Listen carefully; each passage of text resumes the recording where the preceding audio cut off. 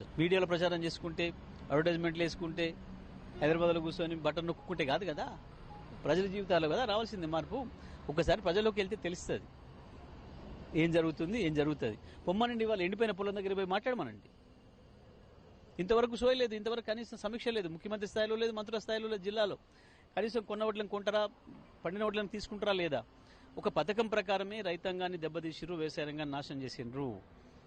రైతులు పంట పండిస్తే ఎక్కడ కొనాల్సి వస్తే ఎక్కడ 500 రూపాయలు బోనస్ ఇవ్వాల్సి వస్తుందో అని చెప్పి తప్పించుకోవడం కొరకు ఒక ఉద్దేశపూర్వకంగా ఒక క్రిమినల్ లాగా వ్యవహరించి మొత్తం వ్యవసాయాన్ని నాశనం చేశారు ఇవాళ తెలంగాణలో. మీడియాలో ప్రచారం చేసుకుంటే అడ్వర్టైజ్మెంట్లు వేసుకుంటే హైదరాబాద్లో కూర్చొని బటన్ నొక్కుంటే కాదు కదా, ప్రజల జీవితాల్లో కదా రావాల్సింది మార్పు. ఒకసారి ప్రజల్లోకి వెళ్తే తెలుస్తుంది ఏం జరుగుతుంది. పొమ్మనండి, వాళ్ళు ఎండిపోయిన పొలం దగ్గర పోయి మాట్లాడమనండి. ఇంతవరకు సోయ లేదు, ఇంతవరకు కనీసం సమీక్ష లేదు, ముఖ్యమంత్రి స్థాయిలో లేదు, మంత్రుల స్థాయిలో లేదు. జిల్లాలో కనీసం కొన్న వడ్లను కొంటారా, పండిన వడ్లను తీసుకుంటారా లేదా?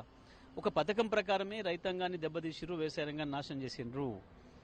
రైతులు పంట పండిస్తే ఎక్కడ కొనాల్సి వస్తే ఎక్కడ 500 రూపాయలు బోనస్ ఇవ్వాల్సి వస్తుందో అని చెప్పి తప్పించుకోవడం కొరకు ఒక ఉద్దేశపూర్వకంగా ఒక క్రిమినల్ లాగా వ్యవహరించి మొత్తం వ్యవసాయాన్ని నాశనం చేశారు ఇవాళ తెలంగాణలో.